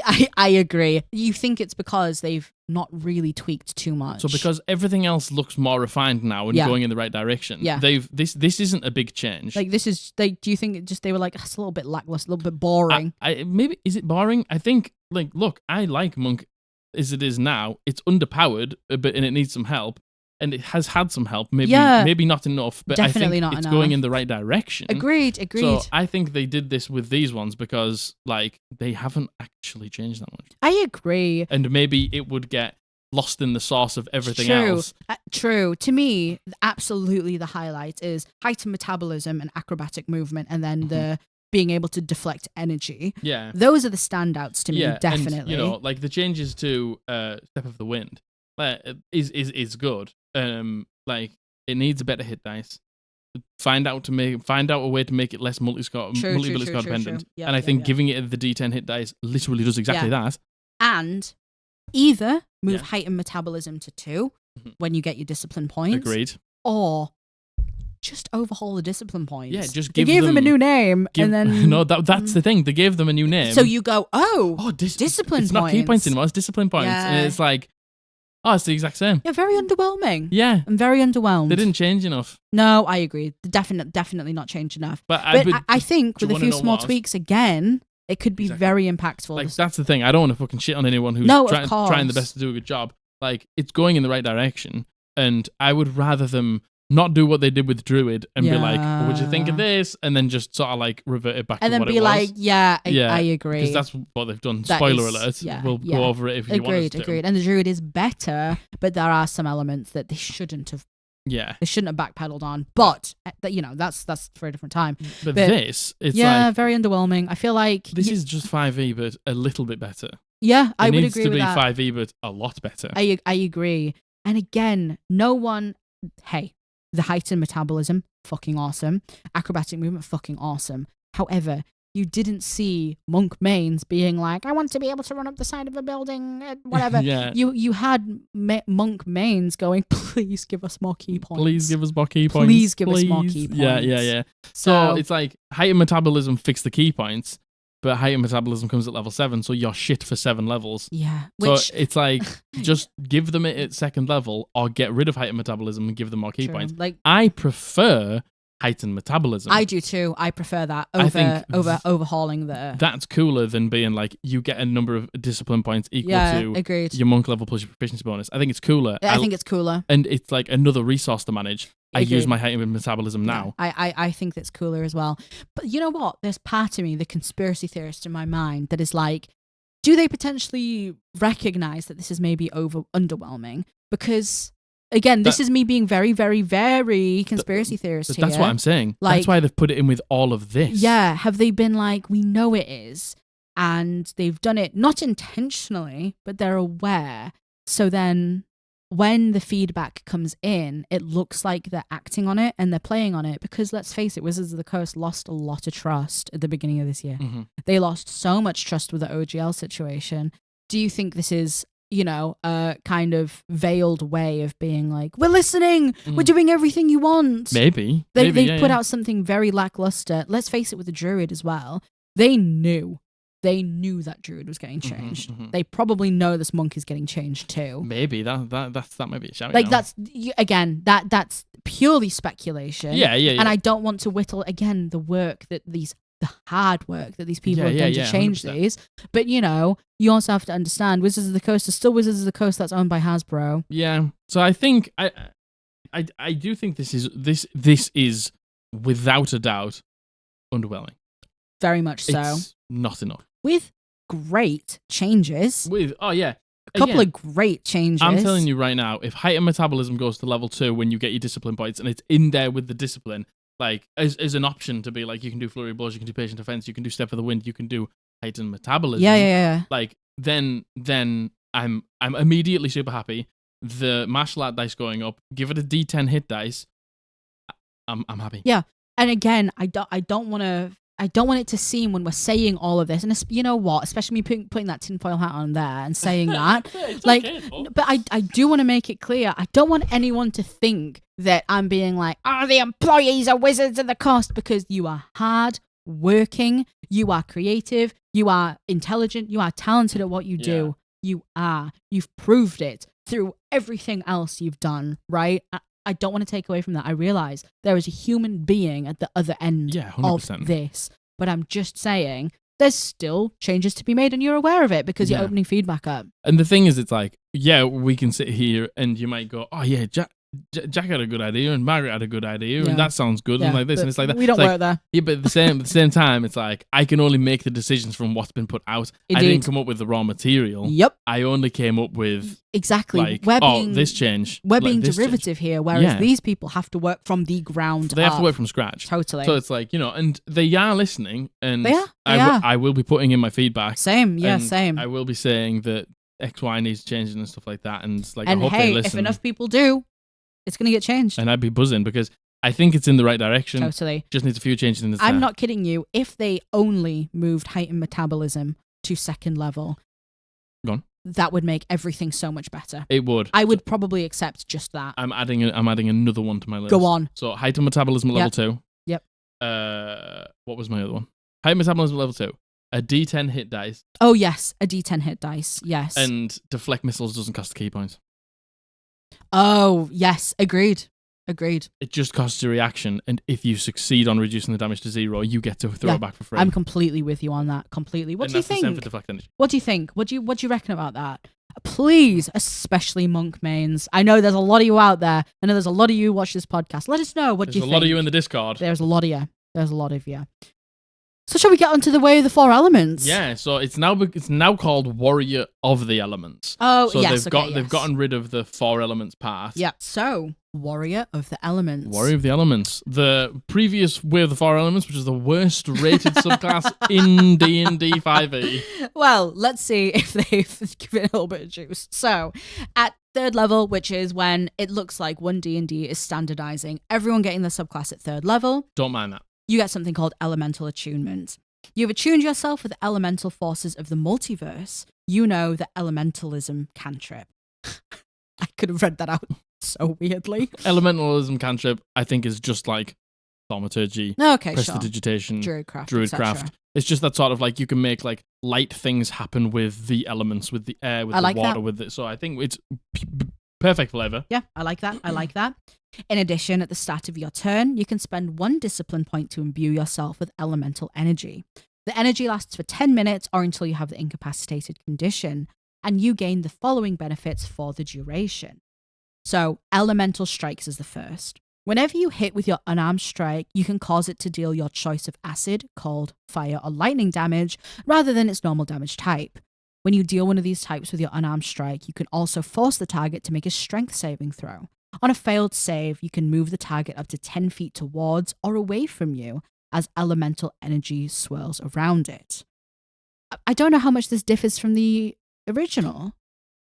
Forget the original. Like, take the original and chuck it into the bin. Okay, is this all brand new? It's completely different. Sure. Okay. It's like it's just a completely new subclass. Sure. Okay. Yeah. And then you also get something called reach. When you make an unarmed strike, your reach is 10 feet greater than normal, and elemental energy extends from you. I like that. 10-foot reach. That is wild. So do you get that? You get that third level. So you get that when you spend 1 discipline point to imbue yourself. So you spend 1 discipline point, you imbue yourself, you can make worth it. You can make your attack 100% worth it. 10-foot reach. You can 10-foot reach, and acid, cold, fire, or lightning damage. And you can push things 10 feet away from you. Pull them towards you. Love that. I love a little bit of push and pull. Like, that is super strong. And a 10-foot reach. So you can take something that's 20. Let's say you use all your movement. I know as a monk, you know, whatever. You've got a lot of movement. Yeah. But, you know, let's say you're 20 feet away from something. Something's 20 feet away from you. You can pull it towards you because you've got... No. Wrong. 10 feet away from you. You can hit somebody. You can hit somebody 10 feet and push them to 20 feet. Yep. But if you were a bugbear, oh my! Then if you were a bugbear, then would it double? Yeah, because your reach is already 10 feet. So when you as normal, so your reach is 10 feet greater than normal. Yeah. So if you've got a 10-foot reach as a bugbear, then you get an extra 10 feet. You've got a 20-foot. Martial reach. Yucky. Yeah, Margaret doesn't like bugbear, but for the optimizers out there. I bet bugbears. That's a lot of space on the battlefield. That's wild. You know what? Truly, even just the 10-foot reach. Huge. But then the elemental damage, and then being able to push and pull things. Yeah. And it's like feet up to, so you can move 5 feet or 10 feet, 5 feet away and forward as well. Love that. I love that. That's great. That's quite strong. Love that. That's like super strong. That's really good. Really good. So at 6th level, you get Environmental Burst. As a magic action, you can spend 2 discipline points to cause environmental energy to burst in a 20-foot radius sphere centered on a point within 120 feet of yourself. That was a long sentence. Choose a damage type: acid, cold, fire, or lightning. Each creature in the sphere must make a dexterity saving throw. On a failed save, the creature takes damage of the chosen type equal to 3 rolls of your martial arts die. On a successful save, they take half as much damage. And then before or after you take this action, you can make 1 unarmed strike as a bonus action. So it's basically saying you can create a sphere, a radius here. Yeah, you can cast like a miniature fireball. And then it's equal to 3 of your martial art dice. 3d8. Yeah. And it scales 3d10, 3d12 as you go further up. I like that. So it never really becomes irrelevant. Because if you've got a couple enemies in there, instead of just doing a lot of damage to one, you can do a decent amount of damage to all of them. Yeah. I like that. I like it. Now again, a 20-foot radius sphere isn't huge. That's a fireball. Is that a fireball? Yeah. Oh my god. I'm thinking of a... Yeah. I'm thinking of the squares. It's a... Yeah, so... It's a sphere. Yeah. From the point, it clearly says sphere. 20 feet, 20 feet. Nice. I like that. I like that. That's really good. And that's a great scalable option as well. Yeah. And now, you know, late game, 2 disciple points won't be that much. You said disciple. I said disciple. You said disciple. I said disciple is because we were reading the old notes for the 4 elements. And it says disciple of the elements. Disciple and I was like, of the elements. I was like, wait, have I been saying the wrong thing? No. It's called discipline now. But this 4 elements monk had something called disciple of the elements. Yeah. Anyway, you can use 2 discipline points. Quite expensive at level 6. Listen, I was gonna say, man, I was like, this sounds great. I like the way this sounds. However, harken back to the discipline points. Like, God, how many discipline points are you using in a combat? All of them. So many. Yeah, like, as a monk, if you want to be useful every turn, you have to spend key points every single turn. If you want to keep up with damage of your compatriots, you're going to have to do flurry of blows every turn. Yeah, So, like, that's two discipline points. That's 2 discipline points. And the damage is good. The radius is good. The fact that you can choose it is good. Scales nicely. It's got a massive range. Yep. It's good. It's just like, at level 6, now you've only got 4 left. Agreed. Do you know what I mean? That feels really bad. That feels really, really bad. But And it's not a problem with the class, and it's not a problem with the ability. It's a problem with discipline points. Yeah, agreed. And again, I know there's going to be people who are like, you could just take a short rest. But as you said, oh my goodness. Oh my lord. Did you hear that? Short rest. Short rest. They're kind of not getting away with short rests. They are. You know. Less is dependent on them. Yeah, and again, there's 2 camps I think you're in with short rests, okay? You're in the camp of, well, I'm going to take one anyway because it's just a game and it doesn't matter. Valid. Or I can't take any short rests because it's a game and we're pushing onwards. Do you know what I mean? And it's like it's annoying to. We had this conversation in the Discord after we reviewed the Warlock, and everyone there was people who were saying, "Oh yeah, I really like it. It's a great change for the game." And some of the people were like, "I just never understood the problem," and it's because like some groups are happy to short rest all the time, and other groups never short rest. Totally. Like you guys don't really have a short rest in my campaign. We don't. Like it's sparingly. You do it really if you're desperate for wild shapes, and that's it. Exactly. And honestly, that is completely dependent on your DM, on your table. Like we feel differently compared to someone else who would feel about the short rest. Do you know what I mean? That's something that's so subjective. So it's like, if you are a group that just loads on short rests, then the monk probably will never have seemed that bad to you. Indeed, agreed. But for a lot of tables don't do that. A lot of tables do restrict the short rest. Yeah, they do. Yeah, they do. So if there is a way to make it so like it's best for both worlds, the groups that don't take lots of short rests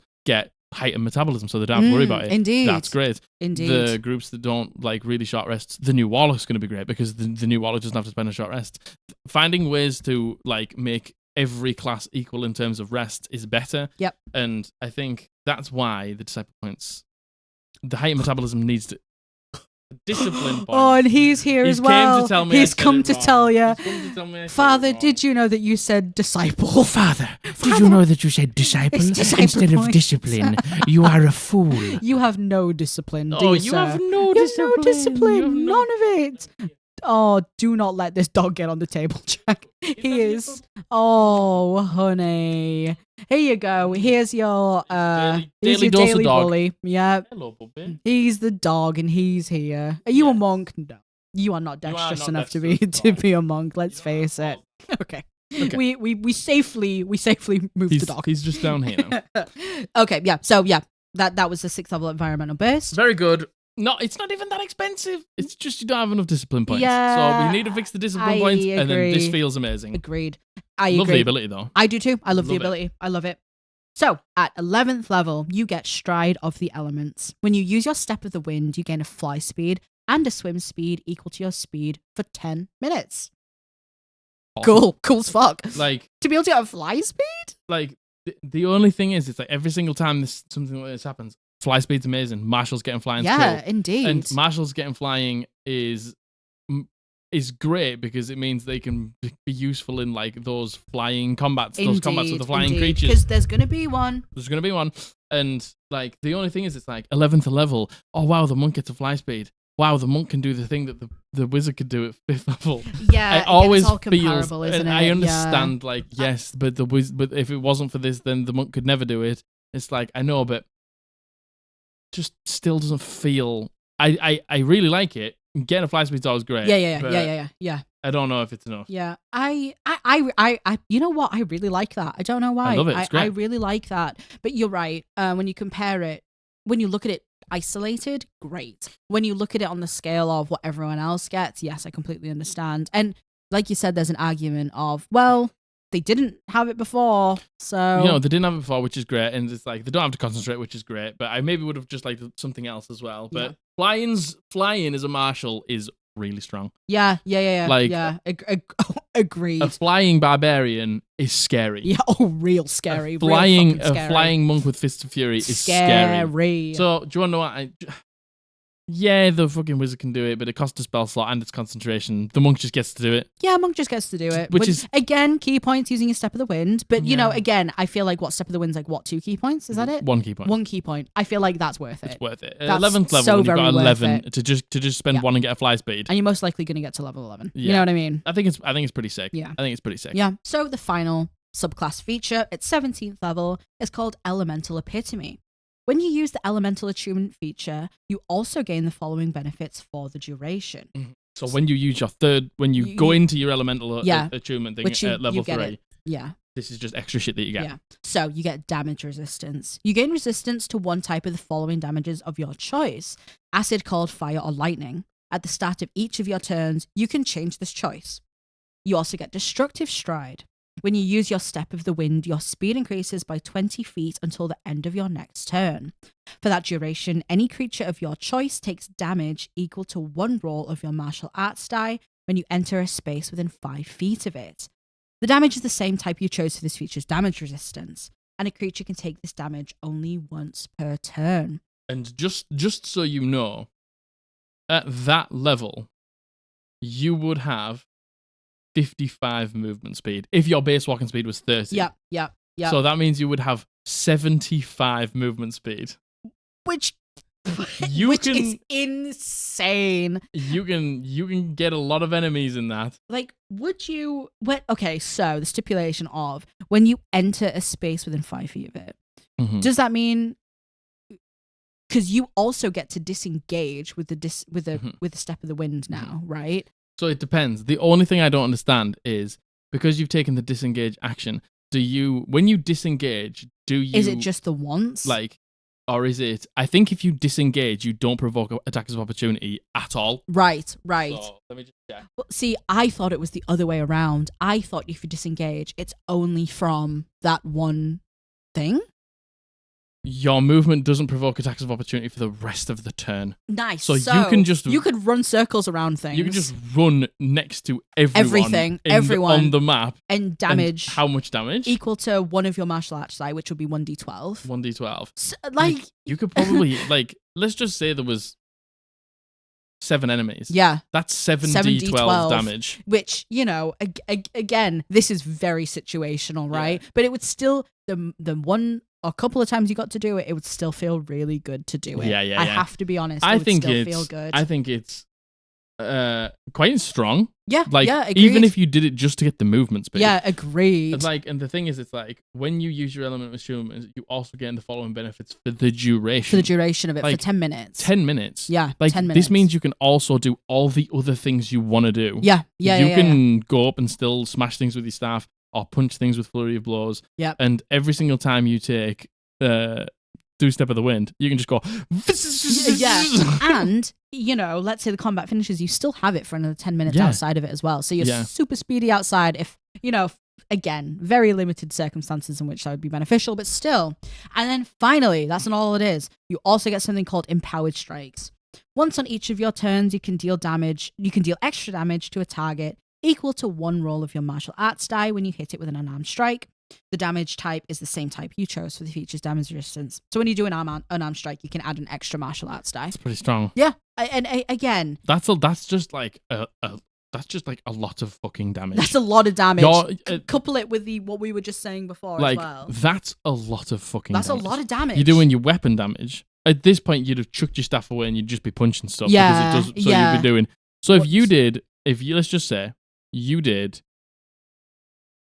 2d12 as a thing. Yep.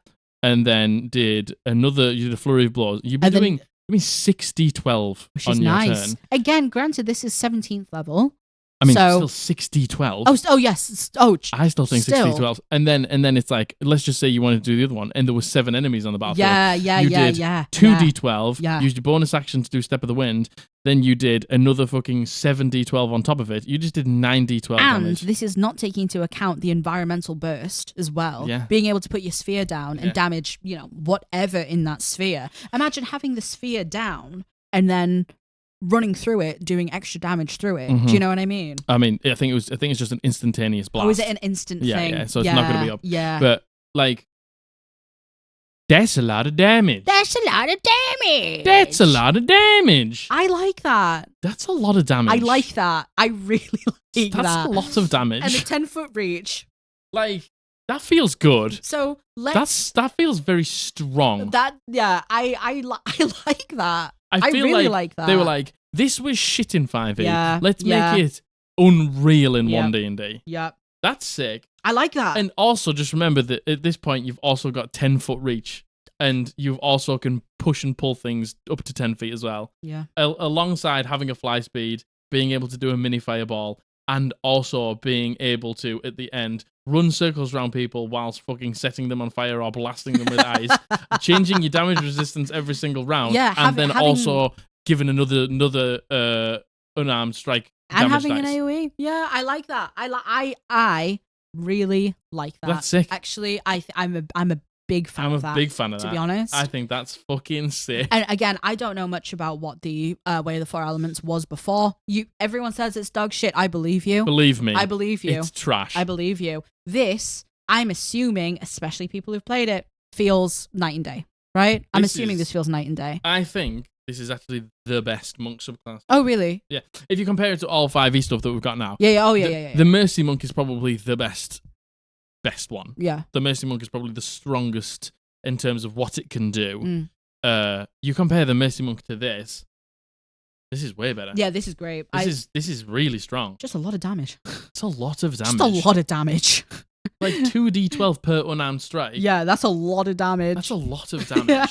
I like that. I like That's that. really good. That's really That's good. Really good. And I love that. you know what? I like the fact that the elemental attunement lasts 10 minutes as well. 10 minutes, not 1 minute. 10 minutes. That feels really It's nice. like Rage now lasts 10 minutes. Like, that's good. Things Yep. lasting 10 minutes is like, Feels good. doesn't feel like completely like I used it for the fight and that's it, it's done. Yeah, It's like, yeah. you can still keep it up. You may even encounter another fight in a dungeon crawl if you're quick. Yep. You may not have to burn another anything. Yep. And which you know is what? nice. You know, even out of combat, especially at the 3rd level, like having the 10-foot reach, like that could help outside of combat as well. I Genuinely. agree, yeah. I like that. I like that. Again, it's a shame that we came from the monk and being like, that's kind of underwhelming. And again, there's things because it is so like discipline. I never said it. Point dependent as well. Yeah. You know, like that environmental burst as well. Yeah.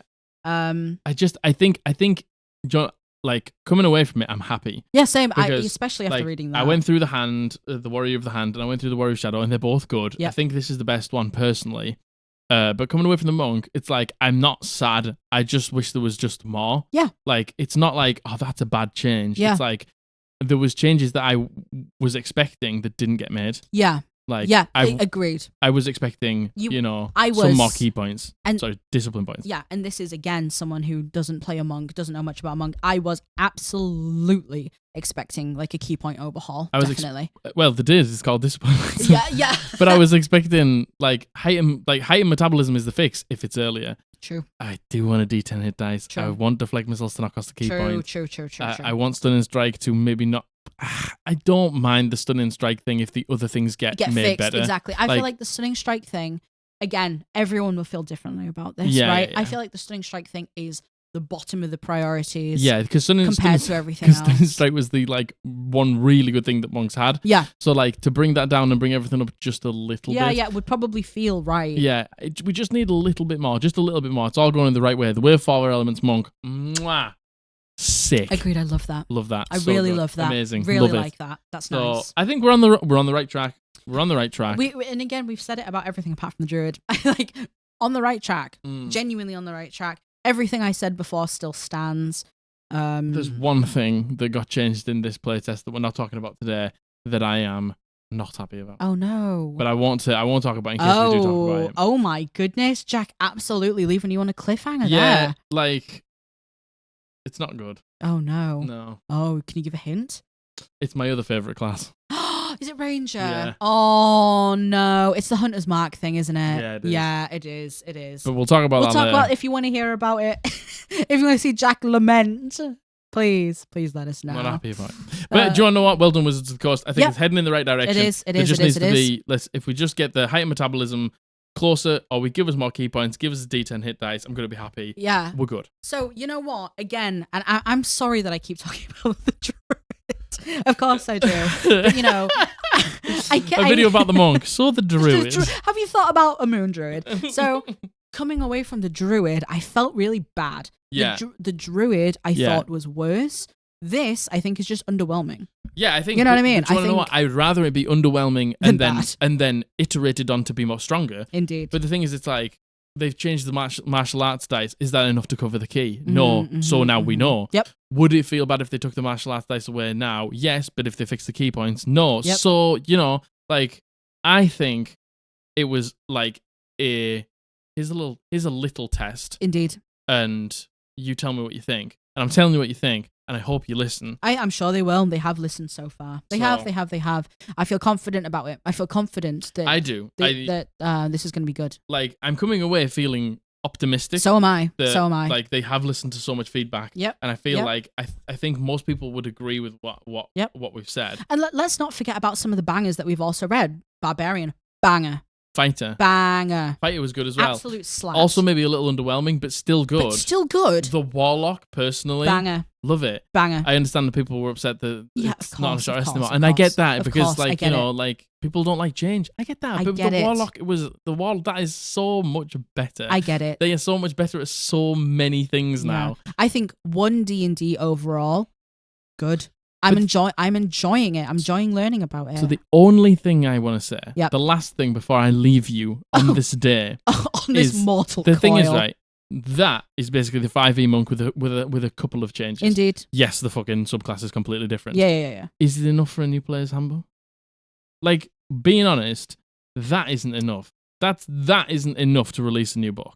That alone, no. That monk is just basically the same with a few iterations. Yeah, no, but again, remember what we just said about the barbarian, yes, the warlock. Yes. Those are huge overhauls that are great. And I think if you look at any one isolated thing, no, of course not. Yeah, you have to take into consideration everything else. Agreed. Again, this is the first time we've seen the monk. However, all the other classes, this is the second revision. This is extra work that's gone into it. And not only that, they've revised some of the spells, they've revised some of the features, they've revised loads of things. I personally think, based on what I know about it, yes, I think it is worth an extra book. I'm excited, you know. Me too, I am. I'm excited, like, to have a new edition coming out and all the hype around it and stuff. Yeah, like that. I am. And, you know, like, what we're in now, July, it comes out in 2024. You know, that's not even that far away now. Not that far away at all. It felt really far away when the first one came out, but now we're on first iteration of the monk, and like things are getting refined. I'm like, we're getting close. We're getting real close. We're getting real close. I'm buying it, and I'm buying like the special edition and everything. Yeah, like, I think so. Because like, yes, Wizards of the Coast are the fucking worst, but also at the same time, the designers and like fucking the people that genuinely care about it. The problem is the corporation. Yeah. It's not the people. It's not the people at the. It's not the employees, and I think we always have to remember that it is the corporation that is the big bad. Yeah. It's not the workers. 100%. And we have to support them somehow. We love this hobby. We love do. this game. We love this community. We love this space. We have to support it. And it's such a shame the money funnels into Hasbro. It sucks. But we have proven as a community that we are stronger than any corporation ever could be. Than them. And they've learned the lesson, and I'm certain they won't do it again. Yeah, well, they've said they haven't, and they've made strides and made waves to be like, yeah, we can't do it again because Creative Commons. Yeah. Do you know what I mean? And that makes me feel good. I also completely understand, by the way, when the whole OGL thing happened, so many people have said, I don't trust them. I'm never going back to D&D. I'm not buying another game. You are so valid in thinking that too. That's fine. And like people are like, you know, as a content creator, I need to be able to, and I get that as well. Yeah, I get it. Like, I totally get it all. Don't think I don't support you. I support you more than I fucking support Hasbro. Oh my God. The self-employed little man, you have my vote every day. Indeed. And if you want to do something, if you don't want to commit to D&D anymore, I get it. But and if you don't, think it's worth your money, then it's simply not worth your money. And then it's not. Simply. There's other TTRPGs out there for you to play. 100%. You know, go for it. And again, you know, I know we've mentioned it before, but Daggerhat, Critical Role Zone system, boy, I am excited for that. So am I. I can't wait to see it. There is other things on the horizon, But, for what we have, It's exciting, isn't it? Like, it is exciting. Imagine if you played one game of D&D a week and one game of Dagger Hat. Yep. Agreed.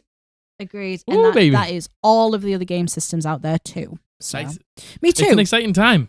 So what do you all think? It's an exciting time. What did you think about the monk? Give me your opinions. Please let us know your of opinions. the monk in the comments below. Yeah. And also let them know what you think of the monk. Indeed. Let Wizards of the Coast know what you think of the monk, because the more feedback they get, the better the game can be. Indeed. Because I'm telling you, hear it from my mouth, I'm a pessimist at heart most of the time. Yeah. That's a lie. I'm an optimist most of the time. But when it comes to things like this, they are listening. They're listening to what we're saying.